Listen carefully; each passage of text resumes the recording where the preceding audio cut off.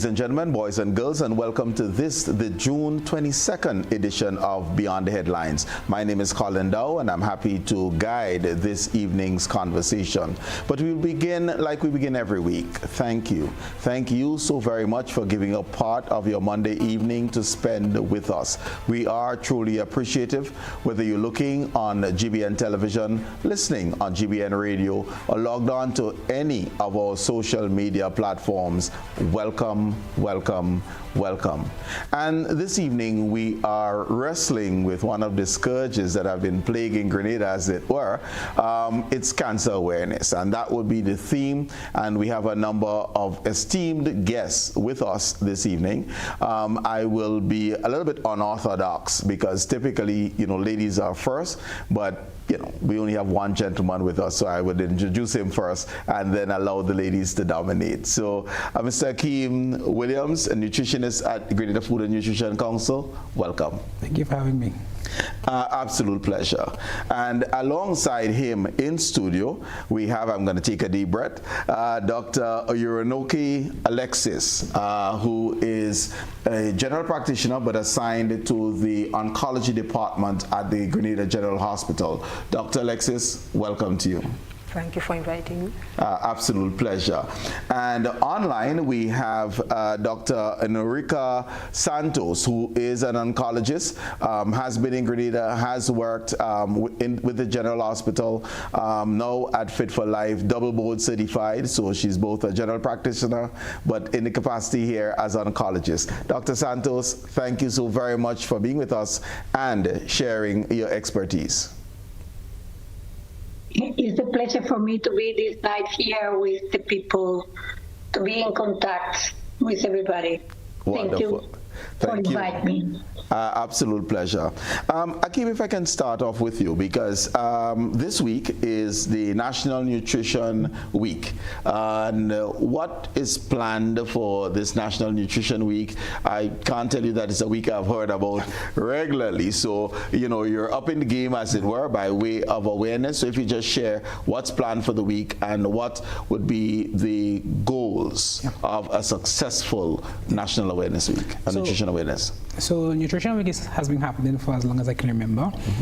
Within the region, we have National Nutrition Month, but in Grenada we usually celebrate National Nutrition Week around the third week of June.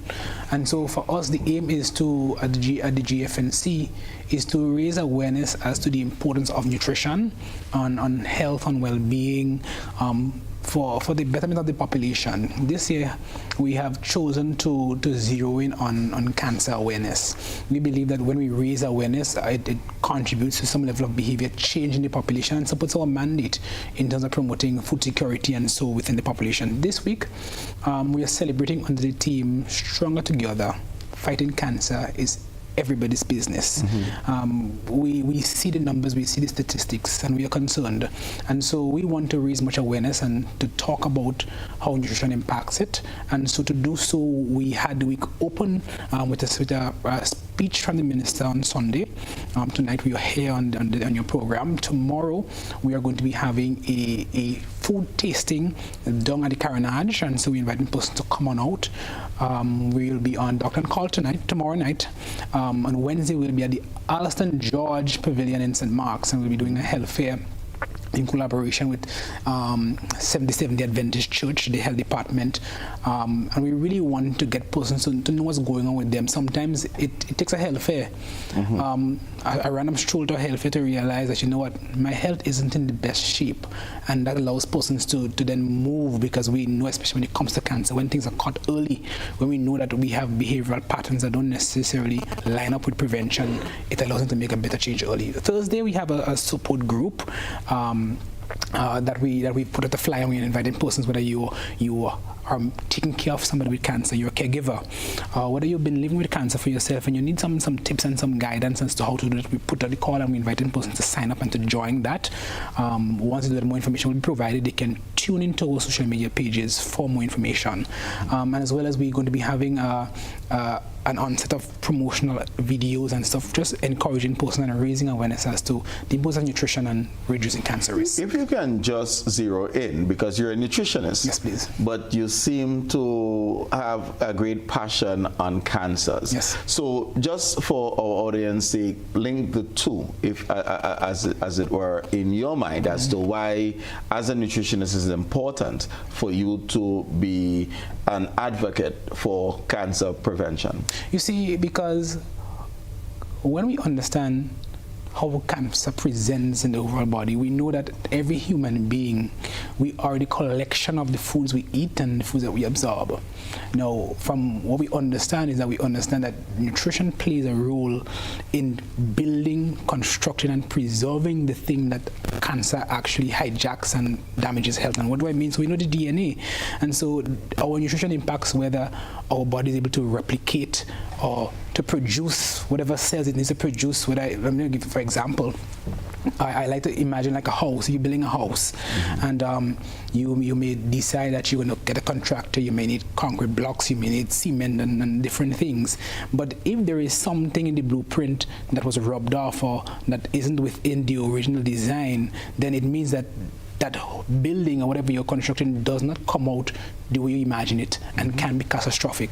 So having come from a family where chronic disease, diabetes, and high blood pressure has devastated a lot of my family members, seeing the role that nutrition played has really gotten me into this field. And cancer has come closer to home with my father. I've had relatives who've passed from cancer, and so this has really gotten me in terms of promoting it and letting people know that these chronic diseases, a lot of the times, a lot of things can be prevented. Okay. Not everything, but we know that nutrition reduces the risk. Okay. Yeah. Dr. Lessis, what are some of the prevalent types of cancers in Grenada?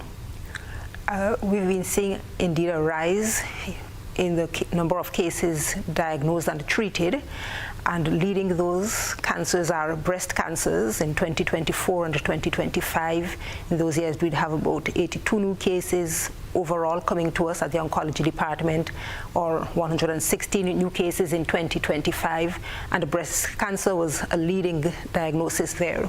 If you can just go back over those numbers for me, please, because we're getting total new cases. I just want to make sure that we're only speaking of those numbers only address breast cancers. No, overall cases. 162 was overall. 116 overall. 116 overall. And that number, and the numbers break out now. No, for those we'd have about 23 new cases of breast cancer in 2025, but we must highlight that we at the oncology department will not pick up every new case of cancer that is diagnosed in Grenada, for we have private oncologists who see and treat patients and who may have their biopsy specimens sent abroad.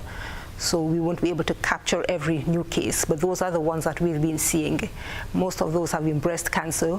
We also had large quantities of prostate cancer and colorectal cancer, and this pattern sort of mirrors what we see in the wider world, where the leading cancers would be the lung cancer and the prostate cancer and colorectal cancer for men, and for women we have so much breast cancer also and colorectal cancer. We also do have cervical cancer, but those are the leading causes of cancer, along with head and neck cancers, because we have lots of smoking taking place. As I said, we do not pick up so many cases of lung cancer, and some of that may be due to the fact that it's kind of challenging to get the bronchoscopic biopsy in Grenada. We may not have all the equipment that we need, but we do see head and neck cancers also, cancers of the oral cavity, the tongue, the nasal cavities.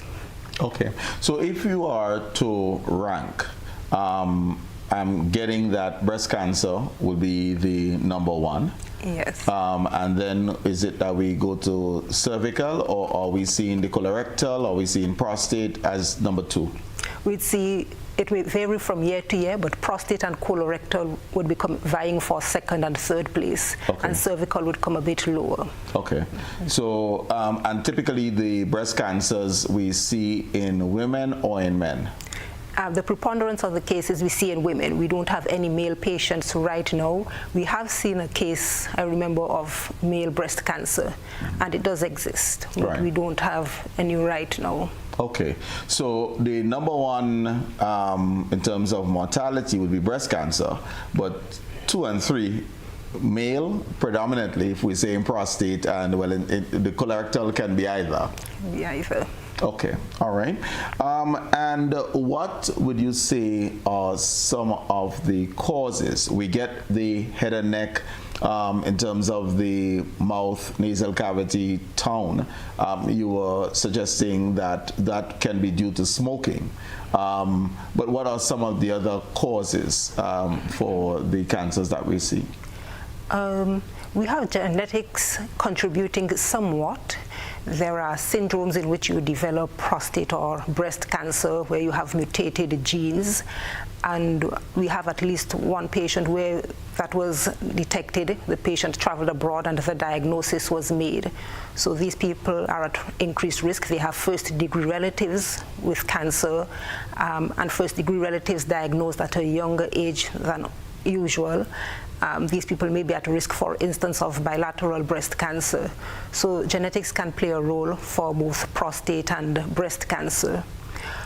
For breast cancer also, you have the risk factor posed by exposure to ionizing radiation. If you have had radiotherapy to the chest to treat a lymphoma, that's a risk factor, but it's probably not so important in Grenada.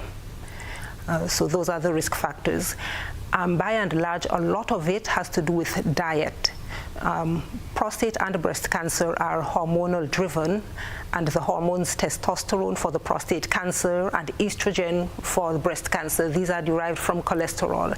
And a lot of the risk factor comes from consumption of processed foods, fried foods, and foods rich in red meat and high in animal proteins. So a lot of the risk factors are the same as the factors that drive non-communicable diseases in general. And over the years, as I've worked at the General Hospital, I've seen that many of the patients who I treated when I worked in the general wards for diabetes and hypertension, those are the same patients that I'm now seeing for cancer. So much of the risk factor is due to dietary factors. And it's interesting that there were some traditional countries where the risk factor for breast and prostate cancer has been lower down through the years, down through the decades. But once they migrate and take up a Western diet and a lifestyle, their descendants within one generation pick up the same risk for these cancers as in the Western world. Okay.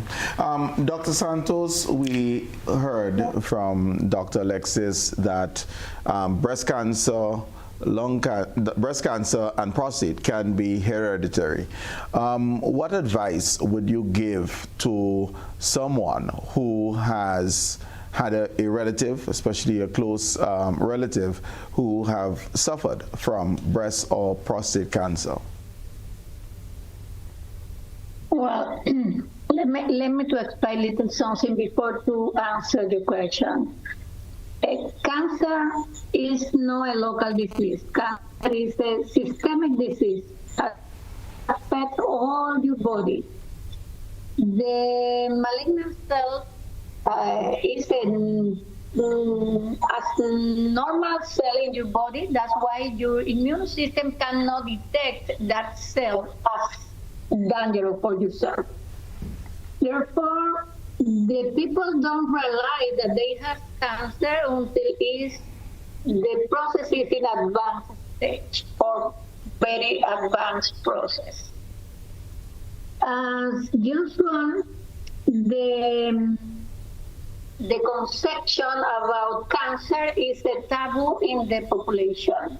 The people who suffer cancer, in general, they don't like, nobody know about they have cancer.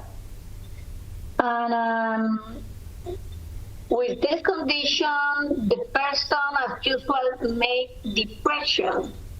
Most of the people get depression when they receive the news that they are cancer patients. That's why the information need to be given to them very slowly. Some psychologists assessment with them, okay? Mm-hmm. And we currently with the develop of the society, we are acquire different factors that could be affect the health of the people. One of the most important risk factors is the style of life, because when you get many risk factors, this risk factor are the detonants to develop genetic mutation and appear cancer in the patients. Most of the most important risk factor is the diet. Is one of the principal factors that could be affected in this. The other is the style, like the sedentarism, and the patient can don't do exercise. The patient introduce a lot of toxicity by the meal and develop cancer more easy. Mm-hmm. That's why we are here in this meeting to put in clear some point of view, basically, that can be affect the health of the patient. Okay. If I can, how do we overcome the fear or the taboo of cancer? Growing up, I'm saying the full word now. Growing up, we didn't even say the full word. It was that thing. It was the big C. We never even pronounced it. How do we overcome that fear? Speak openly about the disease, the risk factors, in order for us to be able to address it. Because as you pointed out, quite often when it's caught late. And that's because of somebody having some serious morbidity issues, and they're forced to, either go into the general hospital or to check with their physician. No, the principal activity that we will do is any activity like this today, because we will give the information and we will give the whole tool that the patient can use to make to prevent and to do the promotion of the cancer, and to teach the patient how they will manage their complaints. When the people start to know about cancer, they will looking for professional assessment more easy, and they will be open and not wait until the process is too advanced. Okay. All right. Basically, if you give information, the patient will get more education about that, and they are looking for professional assessment more fast. Right. Okay. Understood. Akeem, one of the things mentioned, certainly by Dr. Alexis, but Dr. Santos also emphasized on lifestyle challenges. Yeah. And one of the lifestyle challenges would be that of our diet. And Dr. Alexis started alluding to some of the foods. But if you can, just let us know what are some of those foods that can enhance and therefore be detrimental to us. We heard breasts are hormone-based, so we know the estrogen in women, testosterone in men for the prostate. But what are some of those foods that can be challenging if consumed in too large quantities? So off the bat, when we sometimes hear red meat, but sometimes one of the areas we zoom in on, because we know that the processed meats, so we think sausages, the canned luncheon meats, those things tend to be one of those that we consume in high quantities in population. And so there's a preservative in those foods that is called sodium nitrites. And when we consume those foods within the protein, they produce something in the stomach that's called nitrosamines. That is a carcinogen that we call it, that increases one's risk for cancer. Of course, if consumed within the context of a balanced diet, the impact of that is significantly diminished or nullified. So, but that's one of them. Another one that jumps to mind automatically is something that I've grown to become very passionate about, but it's very concerning. And that is the alcohol conversation that we talk about. Alcohol is one of those in itself, when the body has to break it down and convert it into a less harmful or a less toxic substance. It goes from alcohol and it goes to something that's called acetaldehyde. Now that in itself is a dangerous carcinogen, and when the body is breaking it down, it goes into the entire circulation. Now I still persons all the time, when we consume alcohol, sometimes we go out, we have fun at different events, sometimes people consume alcohol on an empty stomach. People who are chronic alcohol consumers are generally persons who don't have very great diets. So here we have alcohol and those things making things worse, and then we have persons not even adding a very little layer of protection from the diet. In addition to that, the highly processed foods are that high in things like, but it's processed bread, rice. But if I can, let me just permit me to take a step back, because let's deal with these foods one at a time. Sure. Because you seem to be telling me to stay away from a cricks and corned beef. Not right? necessarily. But are there processed foods, yes, whether we look at the corned beef, the sausages, etc., that does not contain correct the sodium nitrite? Correct. So you see, we have to categorize processed foods appropriately, and I think it's important, rightfully so, that we do that. All processed foods are not bad. However, there are those that we call highly processed foods, and it means that they go as far away from their natural state as possible. And so, just to give an example, if you would think of wheat being a food ingredient, when it's grown, they have to cut it and they have to package it by itself. That wheat is processed. That wheat then moves into being whole wheat flour. It's milled, still processed as well. But then that same meal moves again into being turned from whole wheat flour into white flour. Then that white flour can then be processed further to make things like cookies and cakes and different things. And I'm not saying inherently that these are bad, because there's one philosophy I like to share. They're not good or bad foods, but they're good or bad diets, and that makes the difference. So whenever you hear we move foods away from the natural state, and our diet is abundant in them as compared to foods close to the whole and natural states, you find that the foods tend to be lower in nutrition. Right. The body cannot survive on straw. I mean, it will thrive for it will grow, it would survive for a while, but it won't thrive. But to add insult to injury, that processing to preserve the food inadvertently sometimes increases our risk for these conditions. What we have seen in the evidence consistently over the years, and Doctor mentioned it, when persons leave their traditional cultures and they move to the Western world, the biggest dietary shift that we've seen is that they've moved from consuming more whole foods in their natural state to consuming more processed foods. Okay.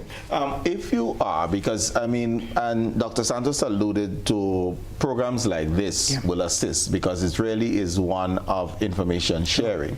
Is there something on a label that we can look at and look for to say, I need to stay clear of this, or I need to reduce this food? So if I turn a can, because I must use a can, and quite often these highly processed foods, because of economic reasons, people gravitate towards that. We recognize that, because eating healthy is expensive.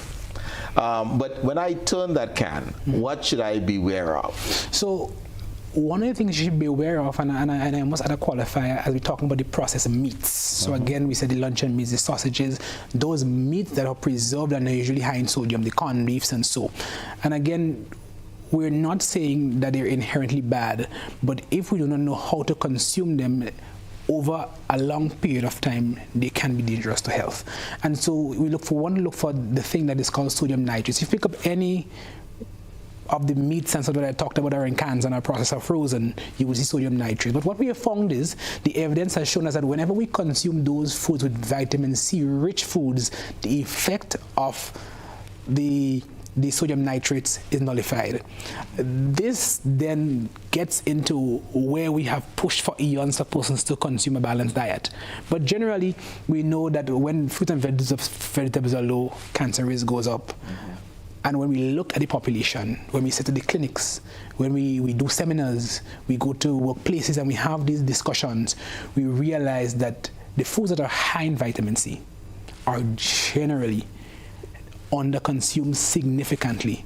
And that ought not be a problem in Grenada. It should not, because you would say that we have good land, good soil.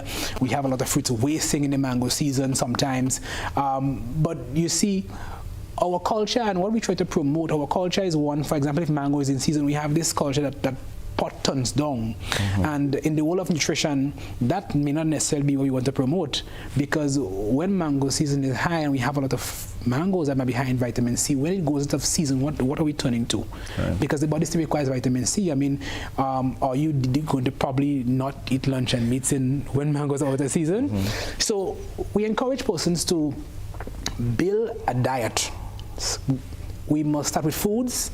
We must take those foods and put them together on a plate, and we call those meals. And when we consume those meals across a day, across weeks, and across months and years, that becomes someone's diet. And it's not till we balance the diet do we see the protective effects on health. Okay. Lifestyle changes, Dr. Alexis. Dr. Santos pointed to exercise as probably one of the things. So alongside that balanced diet, being aware of the sodium nitrates, what else would be your advice by way of prevention? Yes, I'd also focus, going back to the processing of foods, I'd say any food you purchase in a supermarket that has more than 5 ingredients, that can be considered sort of ultra-processed too. It's not optimum for health, so that's something to be aware of. And we spoke about exercise, the fact that people often walk less in urban environments than in rural environments. This contributes to obesity, and at this time they're telling us that nearly about over 50% of Grenadians are either overweight or fully obese. So we need to get back to walking. As far as possible, you can park at a distance and walk, go for walks in the morning, get other forms of exercise. As we said, in rural communities, and this is from around the world, you see that when people walk, they have lower rates of chronic diseases, including cancer. And also for your diet, going back to diet again, we're looking at the use of sugary beverages, which promote obesity and weight gain. And if there are tendencies toward cancer in any person, you know that cancer cells feed on sugar. So this is another reason why we should avoid them. Very sugary and fizzy drinks. They do not bring calories. They have the traditional risks for tooth decay, but they're also a risk where malignancy is concerned. We've been speaking of alcohol and malignancy, just for the population, is really corrupt cells. So normal cells that get corrupted, that would be dubbed malignant. Yes, those are the cancerous cells. Right. Cells that grow out of control. Right. And then we've also been speaking about alcohol and tobacco. Those are other traditional risk factors for cancers. Looking at lifestyle, we are speaking about reproduction in women. For breast cancer, we're looking at ongoing through the years exposure to estrogens. So there are some things that you will not be able to have much control over. That would be the age of the menarche.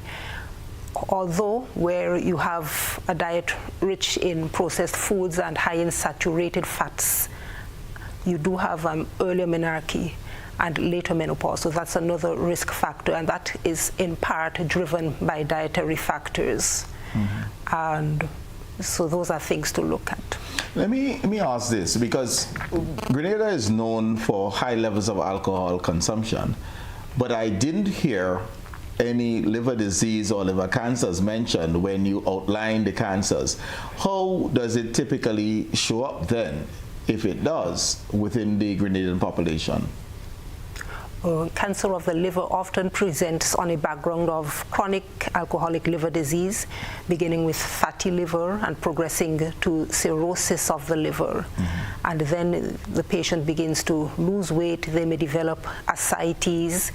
They may have signs of liver failure, including jaundice and even altered mental status. So there must be a high degree of suspicion for the practitioners involved in that patient's care that this person has had cirrhosis of the liver for so long and now is beginning to fail and to lose weight, and then the appropriate tests will be run. So it is, I mean, is cirrhosis of the liver equivalent to cancer, or is it just a different way that the chronic alcohol consumption presents itself? It's something that is seen when the liver has been repeatedly battling with alcohol to detoxify the alcohol, right, and it becomes injured and it changes its texture and so on. And then in that context of chronic inflammation and healing and scarring of the liver, cancer cells may develop. Okay. So it can be a precursor to cancer of the liver. Understood. And Dr. Santos, just by way of carcinogens, within the Grenadian context, what are some of the other carcinogens that we should be aware of that, you know, through exposure can cause us to develop cancers? Well, right now the modern life is make a lot of develop that we are benefits with that, but can make a toxicity or risk about cancer. It's not only the diet, one of the factors is not only the alcohol, the cigarette, the smoke. Just there is another risk factor that as usual we are having every day, we are using, and we don't care about that. For example, we have the magnetic wave that is explained about that is expressed from the electricity transformator, that they make any electromagnetic wave that can be affect our life. Other is the radon gas that is coming from the air. The other is, for example, the plastic bag that we are using to save everything in the fridge, and the plastic bottle that we use for the water, to save the water at home. The bottles of the water can make some toxicity in the system to make to develop cancer. When you start to study all of these risk factors, you will be scared, because really everything surrounding you can make cancer. The problem is that how do you use that things? And for example, right now I recommend to save the milk in glass container in the fridge. This is one thing that I suggest for the patients. All of these risk factors affect is evident that can be developed. The other point, for example, when you are cook, you will use garlic, you will use onions, we buy in the market the morbid garlic that we found there, but this is transgenic garlic, and all of these things could be affected. So the cauliflower gets fumigations in the field. When it's in the field, they get fumigation to get the cauliflower. But how many fumigation you will apply? Well, you use 2-3 fumigations, and all of this toxicity is safe inside the leaf. Okay? And when you wash, you clean all of this in the tap with the water, you will eat all of this toxicity. What I recommend to use organic products, okay, to get more healthy food.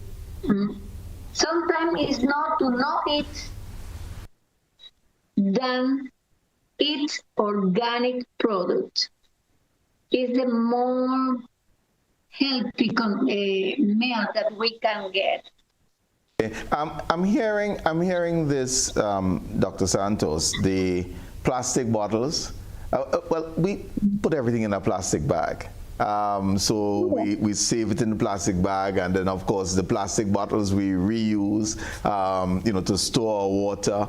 And then if we cook and we have our leftovers, we put it in a plastic container and then we warm it in the microwave. Are you saying that these types of practices are not advisable? Mm-hmm. Yes, really. This container, for example, the plastic container, when they make change of temperature, for example, any plastic container that you will use in your microwave, is warm with the melts, okay?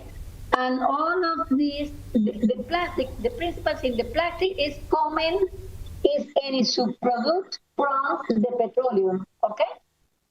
Therefore, all of this toxicity is given in, okay? When you use the plastic in the microwave, they get a temperature, and all of these components start to be, to mix with your mouth. And when you eat, you don't know that you are taking all of this toxicity in your system. What I recommend, well, as usual, everybody saves the meals in the fridge with that. But if you will use the microwave, try to use a glass container to your meals. Is that I recommend, as usual. For example, for water is the same. You save the water in the bottle, plastic bottles, but the plastic bottle is the same thing. When you save the water in any hot room, the temperature can make the toxicity pass from the plastic to the water. And you are drinking this water every day. And of course, all of this toxicity is going to your system. Okay? Mm-hmm. It's very difficult to get a real healthy condition, but as much as possible, if you can reduce any of these risk factors, you will contribute with your health. Mm-hmm. Okay. All right. Thank you very much. Viewers and listeners, it's time for our first break, so we will take the break and then we'll be back. Cancer awareness, that's the theme this evening.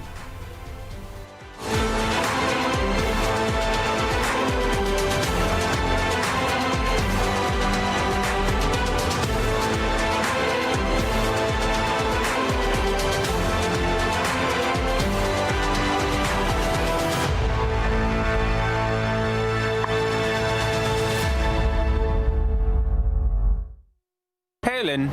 Hey, neighbor. Here's the bill I asked you to pay for me. How did you get your electricity bill to be so low?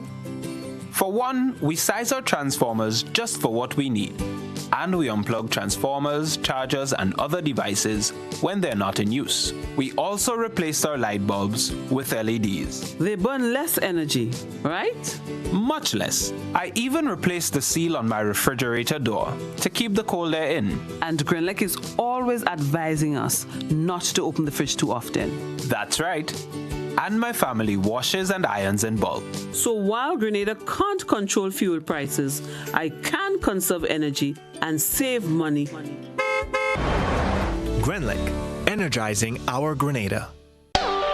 Kids Planet, located at number 3 NIS Complex, specializes in everything for your children from newly born and upward. At Kids Planet, you will find clothing, school bags, hair accessories, sandals, shoes, strollers, car seats, bathtubs, baby bags, swings, walkers, playpens, and many more. So what are you waiting for? Hurry on down to Kids Planet and find what you have been looking for.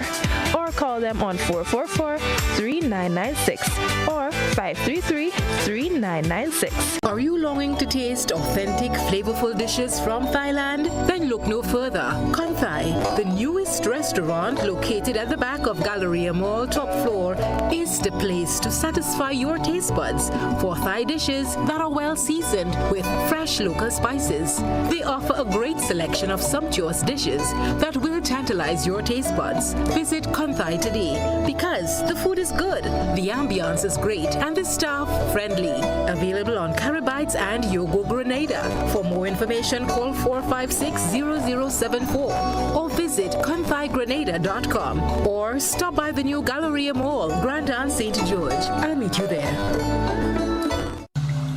Asian Spa and Wellness Cafe, nestled in the serene surroundings of Le Phare Bleu, Calivini Bay, St. George, is the perfect spot to unwind and relax after a stressful event or when you wish to spoil yourself in the most comfortable and relaxing atmosphere. They offer many different massage modalities, including thigh hammer, washer and cupping, signature thigh deep tissue massage, also facials to depuff and tighten pores, deep cleanse full body, hair and nail treatments and more. Take a walk down to the cafe for authentic Thai breakfasts and delicious traditional dishes. Choose from our special mixed drinks, both hot and cold. Opens daily.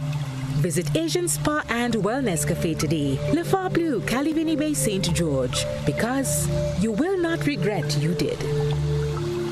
This Emancipation Weekend, Freedom Takes the Sea. The Media Workers Association of Grenada invites you aboard Unscripted, the Freedom Edition, Friday, July 31st. Step into an unforgettable night of music, vibes, culture, and connection aboard the ultimate summer cruise experience. Meet your favorite media personalities, party under the stars, and celebrate freedom the unscripted way aboard the Ecstasy. Boarding is at 7 p.m., sailing at 8 p.m. Dress code Freedom Chic, bold, stylish, unapologetically you. Tickets are limited and going fast. Get your tickets online at GoToFet and at recognized ticket outlets. Unscripted, the Freedom Edition, because the best stories are the ones you never planned.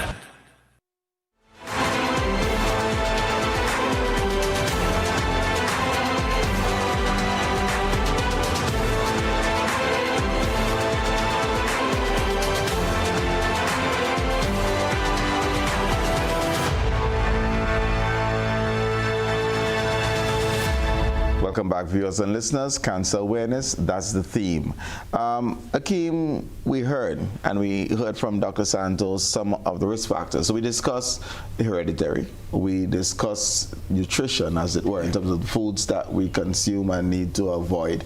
And we had, before the break, basically some behavioral things that Dr. Santos was, guarding us against.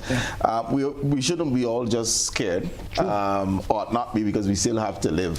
But what are we doing to address what I would dub this crisis? One of the very first things that we must do is raise awareness. I think and this is the reason why we're here today, because we want to raise awareness so that people can understand that cancer has been on the rise. It has been the leading cause of death, but it's affecting us.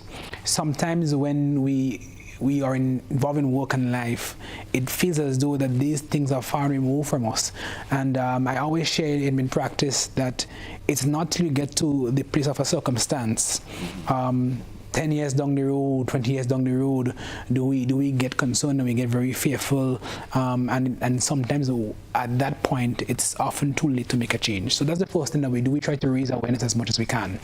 The second thing is we offer nutrition counseling, nutrition therapy, depending on the person who may come to us, or the full nutrition council. We do offer nutrition counseling at the general hospital, and within the community we do have nutrition services provided at our clinics. We have nutritionists going there, and person might be referred at the clinics, and their services are provided. The Food Nutrition Council also, from time to time, ever so often, we would put out promotional items on the television, on radio. We have hints, nutrition hints.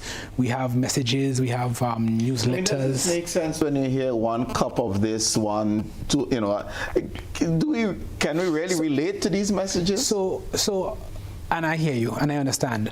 And so one of the key ways that we have been doing so in recent times is that we've gone to the plate. We say the family is the basic structure of society. Sometimes it's that said. When it comes to the diet, we have the plate is the simplest way to start. And so we always encourage persons, when we look at the recommendations, we see that cancer affects people or has some stages. So one, we first aim to reduce as much carcinogens as possible. In our advocacy, we want to adjust. And so in doing so, we intervene at the initiation stage, where carcinogen encounters a cell and start causing problems.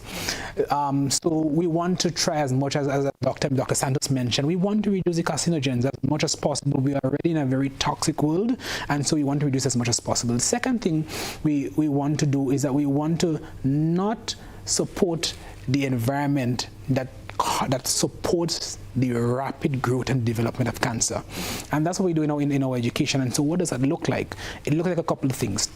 One, any person, any cognitive nutritionist will hear us say this from time to time again. The evidence is clear. Whenever populations increase their consumption of fruits and vegetables, cancer risk goes down. That's what the evidence seems to suggest to us. And so when we look at the plate, the key recommendation that we have launched in 2020, we launched the food-based dietary guidelines for Grenadians. If you look at our new chart, you will see that the largest component of the 2 guidelines will be fruits and vegetables. The challenge is, if I were to ask a question to anybody in the population or who might be looking on television, I would say, in the last week, what was your vegetable consumption looking like? And so you mentioned the cups. We say, okay, use half of your plate. So in a day, we typically do 3 meals, breakfast, lunch, and dinner. And so we can use those across the week to guide us. How many meals were fruit and vegetables present? And sometimes that can be quite alarming. How do you define vegetables? Because you're also plagued by diabetes, right? So when you say vegetables, what are you referring to? Because do I have yam, I have potatoes, I have dasheen, I mean, and that fill up my plate. Excellent. So from a nutrition perspective, vegetables are carbohydrates.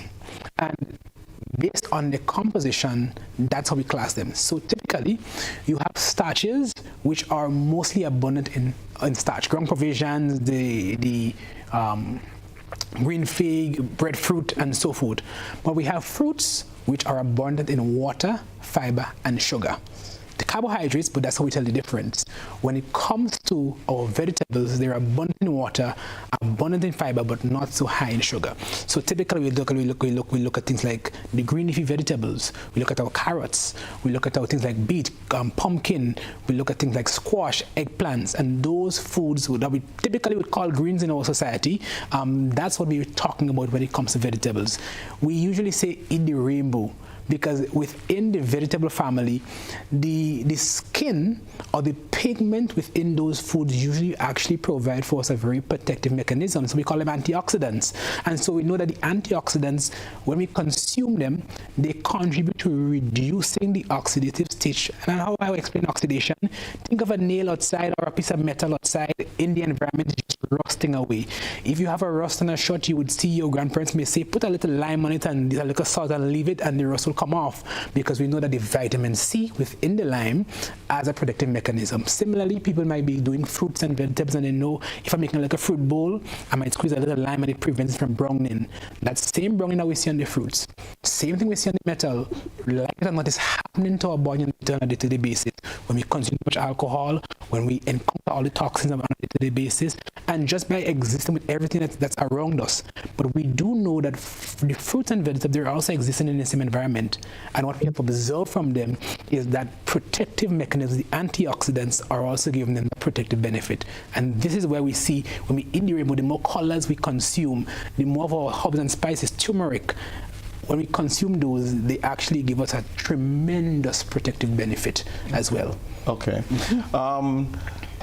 Any ongoing research to basically guide your advice and also to advise the population? So in recent times, we have had the Grenada landmark study that was done with the University of the Southern Caribbean in collaboration with Grenada Food Nutrition Council as well, and they wanted to see what was the diet of Grenadians pre and post pandemic, and how did the COVID-19 pandemic affect the dietary patterns of the population.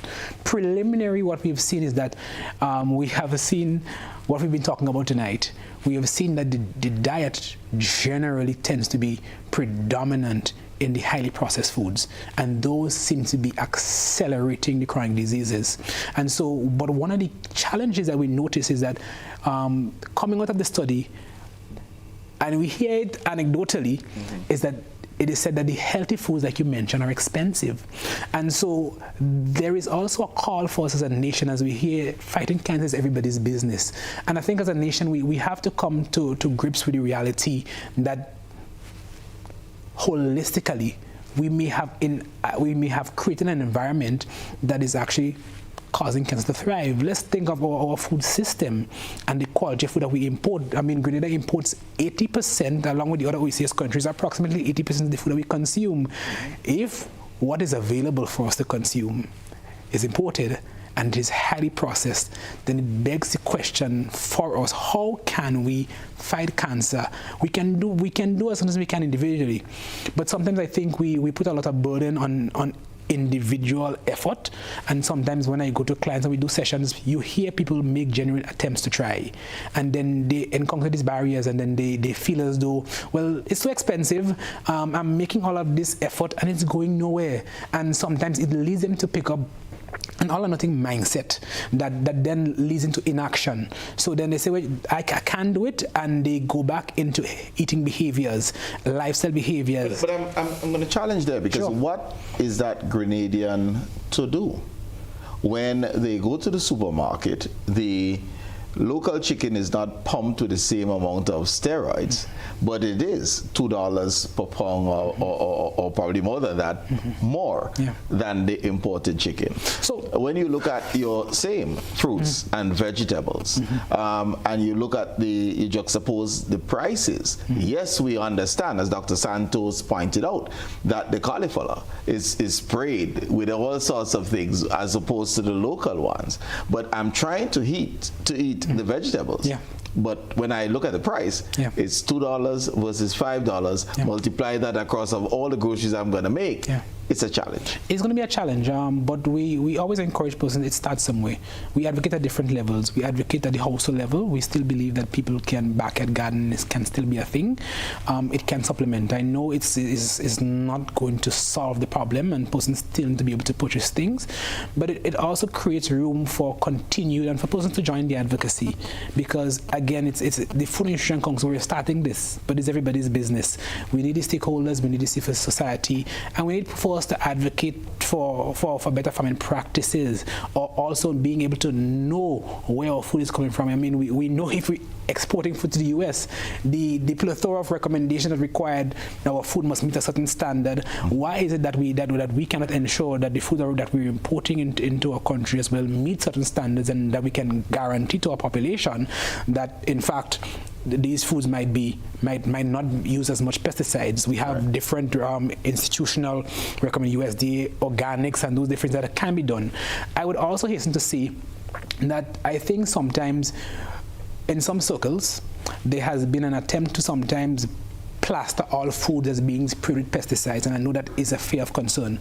But sometimes I tend to wonder, where is our evidence? Because I mean, I look at a lot of these countries who must export, and when they export to Grenada, they're not exporting to Grenada alone. Right. And they export into a lot of international countries like Europe and so, who have tremendously high standards. I look at a lot of our things come from Europe, and they have high standards as well. So I want to also challenge that notion that a lot of the foods might be high in pesticides. The bottom line is that is a concern, but when we look at the data, we don't see persons in the population consuming as much fruit and vegetables for me to come to not the assertion or to make a hypothesis that the pesticides residue in food is at a high enough level to contribute to the already high level of cancer that we're seeing. Dr. Alexis, when one comes to the hospital, how and when do people present at the hospital? What do you see? The patients who come to see us are often referred by their primary care physicians, and they come in with a late stage of cancer, stage 3, where it's locally advanced. It has left the organ of origin and reached out to touch neighboring organs and cause lots of morbidity, or it has spread, frankly spread from around the body. So we see patients coming in stage 3 and stage 4 disease. And this is important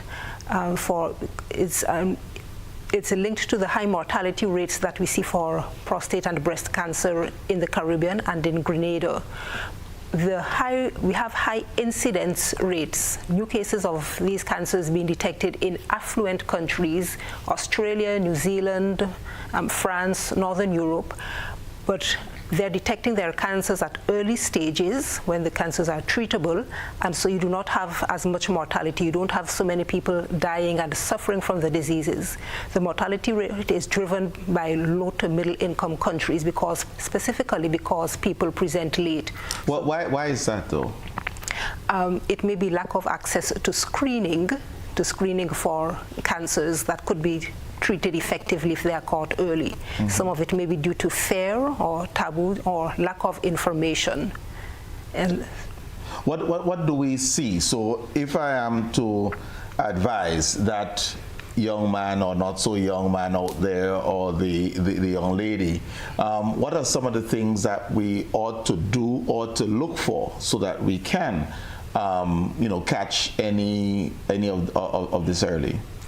You assess your own personal risk for these cancers. For instance, once you're from the African diaspora, you know that you may have an increased risk of prostate cancer. And so you begin screening, according to the recommendations, you would begin screening at age 50 generally, but for African Americans and Afro-Caribbean individuals, you would begin at age 45, and you screen regularly, keep close to your primary care physician. And regularly means annually, every 2 years? What is regularly? Yes, annually for the prostate cancer. Okay. For the breast cancer. And before we go on, because whenever, as a male, we hear screen for prostate cancer, we start thinking rectal examinations and we get all nervous and that's it. Is that the methodology for screening, or are there other methods that can be effective? It's part of the way you screen for it. You also have your blood tests. You test for your PSA levels, which should be between 4 and 10. That's the normal levels. And once you see that you're getting higher than that, between up to 4 is the normal level. Between 4 and 10 is a sort of gray zone. So once you're getting higher PSA levels, you may wonder if it is due to malignancy or possibly an enlarged prostate, which is not cancerous but just very big. And you would know if you have symptoms. You may find that the urinary stream is weaker, or that you have to force to urinate. You may have symptoms. that point either to an enlarged prostate or to a cancerous prostate, and that could drive you to get the PSA screening. But once you have a family history and you know that you're Afro-Caribbean, African-American, you should get screened early from age 45. Okay, going on to the breast cancers. Yes, you also need to screen for breast cancers early. They may not always be detectable. You may palpate a lump. You may not palpate a lump, but you may see skin changes, including thickening of the skin where it looks sort of like an orange peel, and that can be a sign of underlying breast cancer. So there are these changes that you look for in the skin. There may be lumps in the armpit if the cancer starts spreading to the neighboring lymph nodes. And so you go to see the physician who will palpate, examine you, and see if there's anything there suggestive of cancer. And in the wider world, it's recommended that you have the screening mammogram. You may have it every 2 years, from ages 40 to 74. The United States Prevention Services Task Force recommends this every 2 years. American Cancer Society recommends it every year between ages 40 and 55, and thereafter you can screen every 2 years. But again, you follow closely the recommendations of your primary care physician, and you have both your blood tests for the tumor marker, which is the CA15-3 for breast cancer in women, along with your screening mammogram and your physical examination to detect cancers early. And as we said, you have high incidence rates, high rates of detection of breast cancer in the developed countries, but people are not dying from it because it's picked up early. Okay. Is cervical cancer a major issue in Grenada, and what is the compliance with this, taking things like pap smears, etc., for early detection? Yes, there's a lot of morbidity, a lot of sickness, and so from cervical cancer, which is largely preventable. Here in Grenada, we do have it coming in at around number 4, number 5 from year to year. And unfortunately, again, many patients present late. We do have 1 or 2 people who come in early, and they can have early detection is saving their lives and even preserving their fertility. The people who come in late disease may come in with cancer that has spread or that is locally advanced. And we have seen people come in with low abdominal pain, and people may have even altered mental status where they've come in and you might think that this person is having a stroke, and what it is actually kidney failure when the cancer from the cervix grows out and begins to block the ureters that are, those are the tubes that bring urine down from the kidneys to the bladder. We've seen dramatic cases of those presented both for the cervical cancer and for the prostate cancer. And people have had a CT scan, you come to the hospital, you have the brain scan, and there is no stroke, but the blood tests show that you have very far advanced kidney failure. Fortunately, this can be reversed surgically, managed surgically with stent to relieve that obstruction, but it's all, it can have its complications. So as I said, many of the people are coming in with locally advanced or metastatic disease that has spread. All right. Dr. Santos, if I can, how does Grenada compare in terms of the incidence of cancer with other Caribbean territories? So we can speak to the Caribbean in general. I would also want to zone in on Cuba and Puerto Rico in particular. But how does Grenada compare to other Caribbean territories? Right now, the Caribbean looks as similar in comparison with the other Caribbean population. And in comparison with the first watch, our population acquire a lot of statistics of cancer. Because when you compare the small population that we have in relationship with the incidence of cancer, is very significant. Very significant number in it. The reason is because all of these factor is common for, and in much of the first world country, the cancer replaced the heart attack in the first cause of cancer, of death, in the first cause of death. We have, we are the first cause of death in our country is the cardiovascular issue, but the cancer are increased in the last time, are increased. Right. Are increased. Mm-hmm. And this is, that's why we are in charge to develop the knowledge about cancer and the knowledge about the prevention of cancer. Is the more good to prevent than cure. Mm-hmm. And we are on time to walk in this line to prevent. Okay. Really, it's something that we need to pay attention in the next 10 years. Okay, okay. And is there an issue, let's say, with water sources? It's so prevalent, you know, I've heard people hypothesizing there might be something, whether it's a water source or some area where we commonly consume, but not necessarily have tied it officially to cancer. Is that a possibility? Well, introduce me the question again, because right. So the concern is whether, no problem, by way of infrastructure, whether you know, water sources, we have pipe-borne water, for example, but in very aged systems, and whether those you know, aged pipes can be a source and a challenge because they are also adding toxins to, let's say, the water that we consume. You know, I've heard persons say this, and I'm asking whether it's much ado about nothing, or is it something that we should worry about? We need to do any search about, really. Okay. I don't like to speak without any documented investigation in it. Okay. Make the evidence of that. No problem. Certainly appreciate that. It's time for our second break. So viewers and listeners, we'll take a break. And when we come back, you will have an opportunity to ask your questions of our expert panel. We'll be back shortly.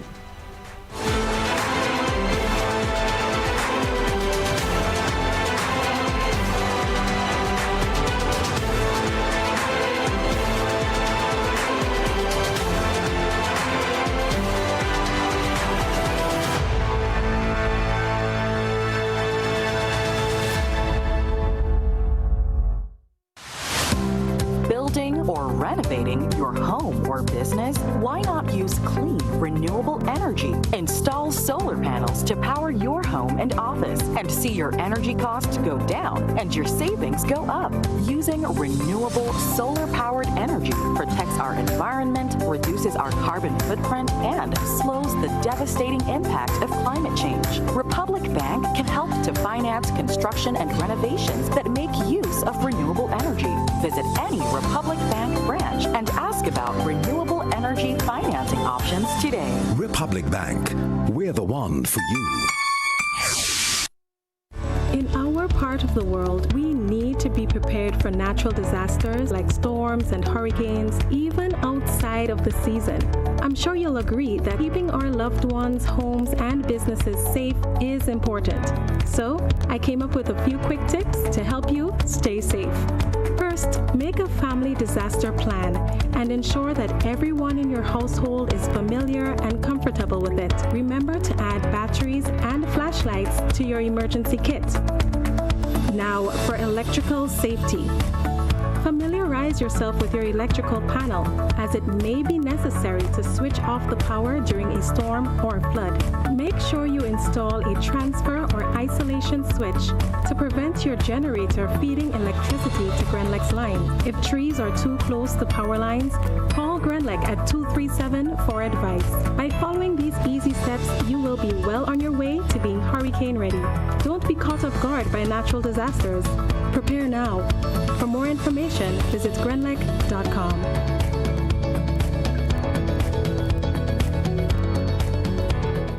Are you looking for a reliable, affordable, and customer-friendly pharmacy?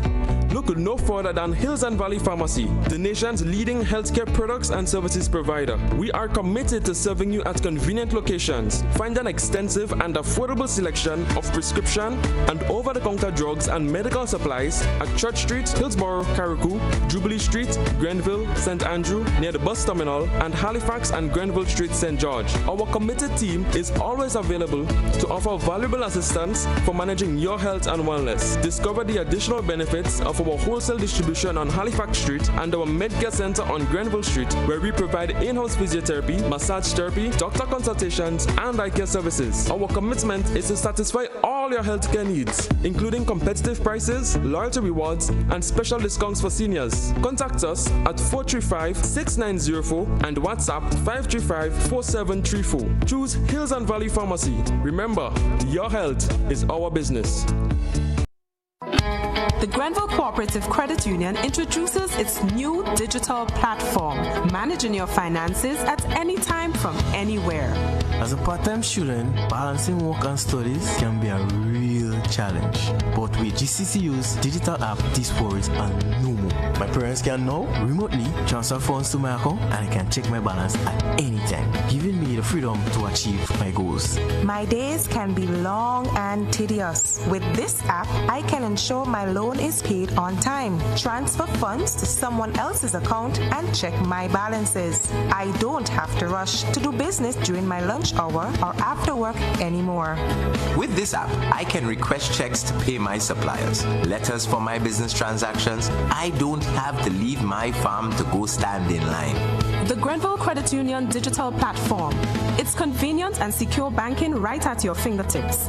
Download the app today from the Play Store or App Store, or call 442-8602, 459-4325, or 416-8467 for further information.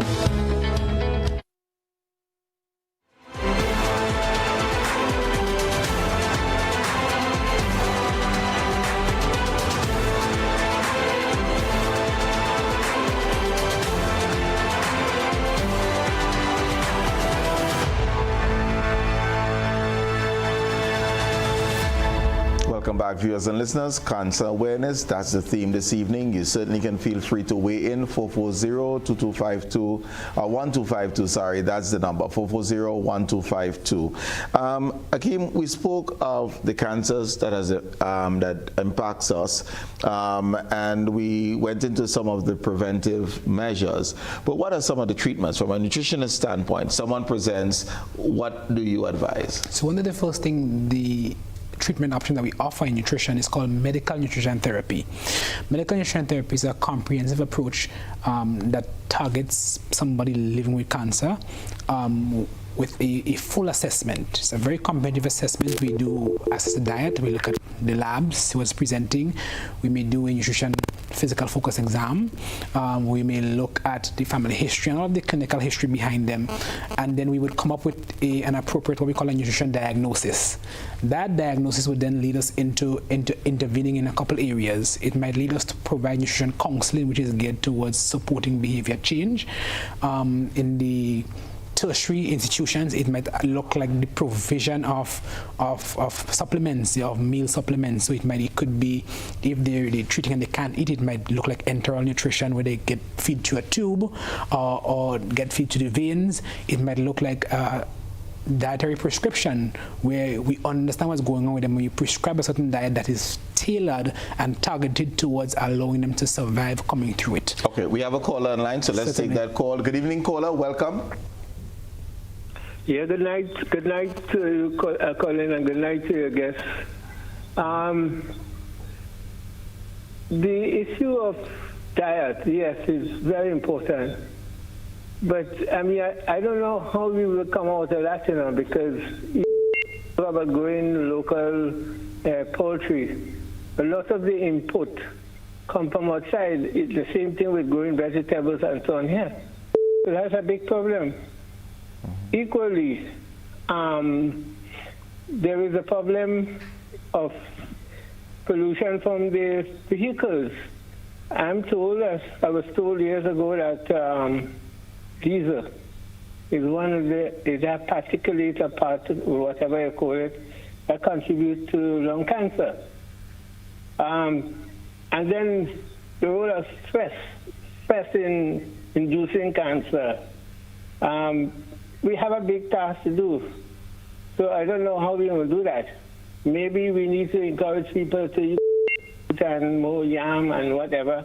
But the confusion comes when people think that everything is carbohydrates and so on. It's very difficult to live right now. I tell you, because I'm as one of the person who knows a little more maybe than the average person, have difficulty in finding good food when if I could afford it, if I could afford some food, it's very difficult. And that's why I think we need to take a more collective approach to almost everything we do here. I've called in the past for a community-led development approach to how we prepare for hurricanes and all that kind of thing. And also, this is where I will stop. In terms of the cancer and disaster, how do we address that? Thank you. All right. The point is that I think we were addressing that just in terms of the challenge that we face as a population, even when trying to do the right thing. Yeah. So this is where food security comes into the conversation. Food security is not a new thing. It's something that has been talked about for a very long time. We consider it a state where all people at all times have access to safe, nutritious food to support their lifestyles. We've tried a regional approach because we're small, we're developing, we may have mountains, but we don't have a lot of arable land, so that we can do this large-scale farming as opposed to Guyana and Brazil. But there are initiatives. We have the 25 by 25 initiative that try and get towards reducing imports, in terms of being able to increase our production of our local foods. A more targeted approach might be necessary, but a regional approach certainly can support it. It's a work in progress. Okay. We have another caller online. Good evening, caller. Welcome. Hello, good evening, the Colin Dowe Show. Good evening to all listeners and the host. I would like to make a contribution. You hear me clearly? Hello? Yes, we are. Just go ahead, please. Okay. Yes, the last caller did mention. Now, we are a people of a small nation, but we are embarking on the taking the big nation, the big countries. I remember growing up when we used to grow a lot of food and we were sustainable. We used to eat what we really did grow. But there was a period of time and through a lot of ill-fated and bad misconceptions that have us where we are today. And we have to address the situation as it is. Because the amount of insecticide and pesticide that we use, we don't need that. Because we don't have those sort of things. And the initial problems and the initial effects, negative effects, is that we're killing our own soil. Because if we look at our banana product in terms of where we stood with geese and where we are today, the Windward Island Banana Association, the fact remains that after the banana been poisoned and it became something else, they boycotted us and they went down to one of the South American countries. I can't remember which one of them. And this is one of our serious problems. And the fact remains that we still continue to pretend that we don't know where the problem And this is our demise. That is our demise. Okay, got it. We in the Caribbean here, we basically can grow healthy food without all these chemicals, and this is what we have to stick to be a healthy nation. Let your food be your medication, and let your medication be your food. Thank you very much. So then once we... Yeah, thank you very much there, Caller. And I think we got the point. And go ahead, Dr. Alexis. As we're speaking about healthy food and the cost of eating healthily, we can also remember that sometimes the simple things can provide a reasonable alternative. I remember sometimes that out of the Caribbean region, communities would organize like a meat-free day, encouraging members to get their protein from non-animal sources. So you can have your red beans and other peas and beans and legumes that can provide protein at a more reasonable cost. So that was one way you looked at it. And if you tend towards a plant-based diet, such as is recommended by the American Cancer Society and other cancer societies, you may find that's one way that you reduce the cost of eating healthy meals. That's one way. All right, thank you very much. We have another caller in line. Good evening, caller. Welcome. Yes, good evening to you and your very distinguished team. Very informative program. I would like to stick with the area of nutrition and the fresh fruits and vegetables. Yes, when we import fruits and vegetables, some of them may be exposed to pesticides, and as a matter of fact, we can read the labels to know those that have been exposed and to what extent they have been. Unfortunately, in Grenada, we have no such labeling. I'm not aware that there are any level of testing or spot checking. So we're pretty much exposed to what a farmer produces. And I have a concern. Food safety is one thing, food security is one thing, but food safety is another, especially for the leafy vegetables and the root crops and tubers, with the use of chemical fertilizers. Personally, I don't want to raise an alarm, but I do not buy green leafy vegetables. I don't consume them unless I grow them. I've heard sad stories of fertilizing stuff days before they're sold. And I'm worried about the tomatoes, not the potatoes and the yams and the carrots that may be fertilized just before harvest.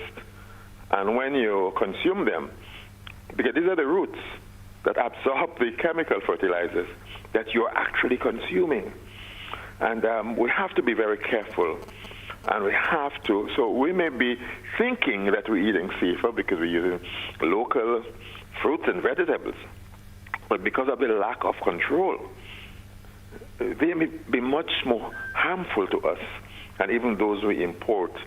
So while this is outside of the purview of the medical fraternity, I think the Ministry of Agriculture and the food and nutrition people have to get on the act, because I am scared many times. I look for the smaller potatoes that may have been grown by a small farmer who doesn't use those fertilizers, or the smaller yams that may be dug from the bush and not by a commercial farmer, because I think that they are safer than those huge ones that I think may be loaded with the same things we're trying to avoid from those in the first world countries. Thank you very much. Thank you very much for that caller. And it seems there's a call here for an education campaign among our farmers as well, in terms of what safe practices may look like, when to apply. If you're going to use pesticides, if you're going to use fertilizers, when to apply it. And that's a concern. Yeah, I think it's also important to just to add a distinction. I know in the world of cancers, pesticides seem to be the conversation topic. Mm-hmm. When it comes to what we call synthetic fertilizers, I think the evidence is a bit more clear. We don't see the synthetic fertilizers contributing too much to those level of cancer or being as a risk factor, and so naturally, and this is just because of the field I'm getting into in recent times. Food security happens to be something I'm going into. When we look at how a plant develops, fertilizers do take some time to go, and the reality is a lot of us, when we apply a lot of excessive fertilizers, what we realize the plant may not use as much as we think. And the concern, of course, would be for climate change, because then those contribute to the greenhouse gases and stuff that makes our situation a lot worse. The fertilizer conversion came from a space because we are in a growing population. They say in a few years the population is likely to double, and if we're struggling to feed the population now, what is going to happen? So it's part of the conversation. Yes, I hear the call for better management. I do think that there is a need for nutrient management across the population. How much to use, what is too much, but we still have to have the conversation. How do we produce enough food? Now I get concerned because I hear the challenge, because when you are, that's a concern, you don't consume it, and that's what we tend to see. So I like to lean on the evidence, and thus far the evidence does not seem to suggest to us that the use of synthetic fertilizers are increasing the risk for cancers. Okay. Dr. Santos, I want to just touch a bit on resources. We know that cancers are prevalent in Grenada, and it remains a challenge to us. So whereas it may not be topping the cardiovascular diseases, it still is of great concern. Do we have sufficient resources to address this issue? And I'm going to start off with our human resources now. Do we have sufficient medical staff, whether it's oncologists like yourself, on people who are within the nursing fraternity who have studied oncology, the facilities by way of wards? Do we have sufficient resources to address the cancers that we're seeing? Right now we are by the magnitude of the incidence of the patient with cancer, the government start to develop the program of cancer, and we have the appropriate ward in the hospital to treat the patient, and start to be in preparation many more regulation in base of that.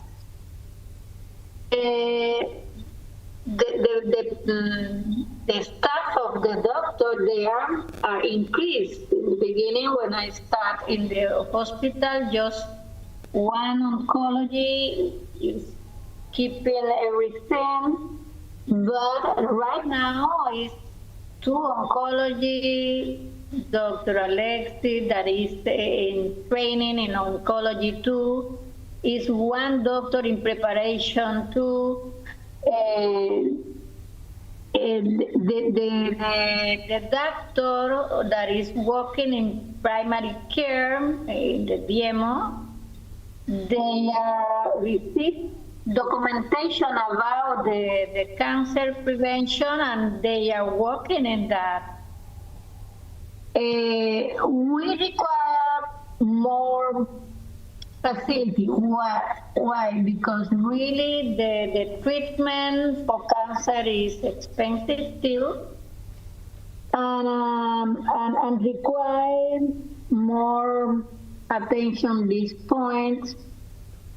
The other is the tools that we require. For example, endoscopy, cystoscopy, with some special tools to make diagnosis,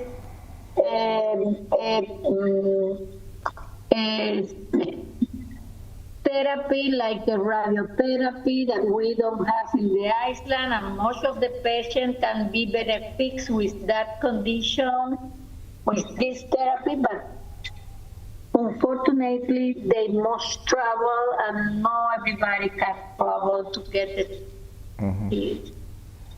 It's any challenger, really. How are we with cancer is a challenger. How are we with chemotherapy? Because I know that's so, you know, typically we hear there's a challenge, there's surgery, there's chemotherapy, there's radiation.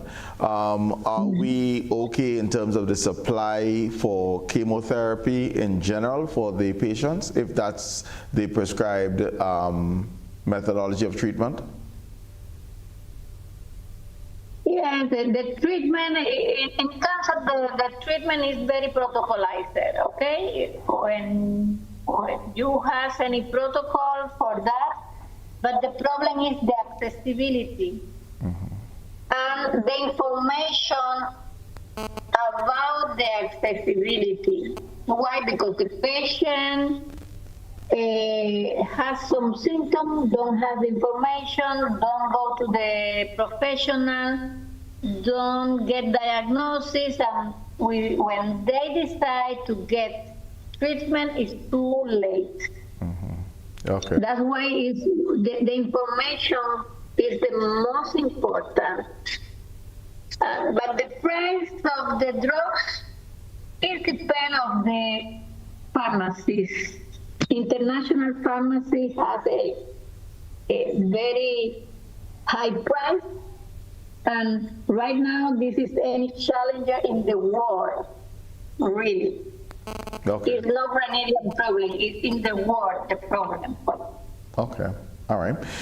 We're almost all out of time. So what I would just like, as you close, Hakeem, and I will deliberately start with you, if you can just give our population some advice or reinforce some of the advice already given this evening on healthy lifestyles that can be preventive or combative. One of the things that we didn't mention was water. I think sometimes we can overlook the importance of water.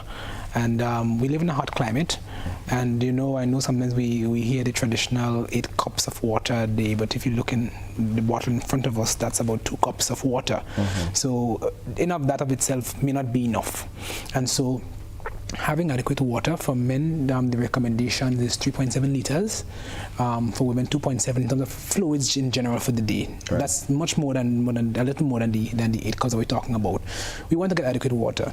The second thing is, I mentioned before that the Food and Nutrition Council launched what is called the Food-Based Dietary Guidelines for Grenadians. This was it's a tool that we launched that was geared to teach population what a balanced diet looks like.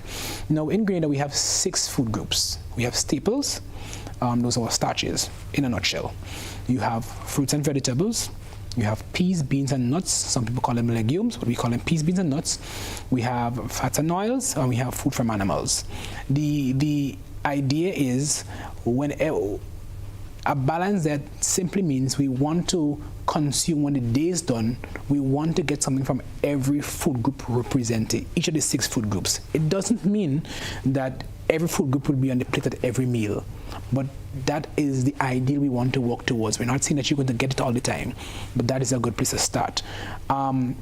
Something that is important too is stress management, reducing stress and sleep.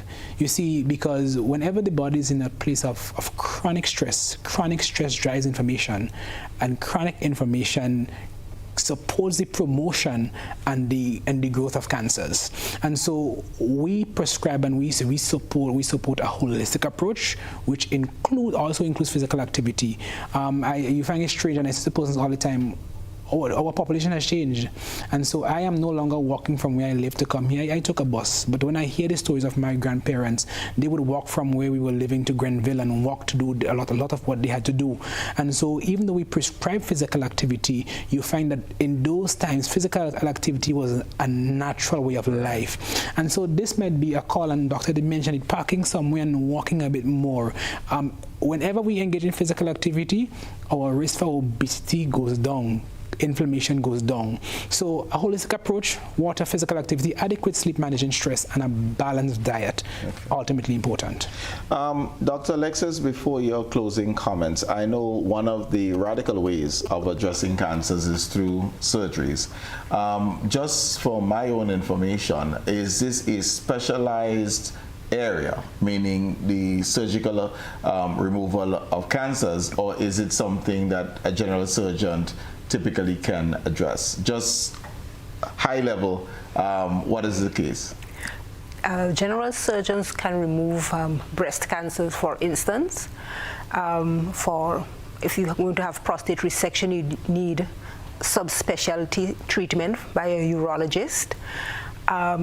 General gynecological surgery for most of the cervical cancers or endometrial cancers, cancers of the uterus.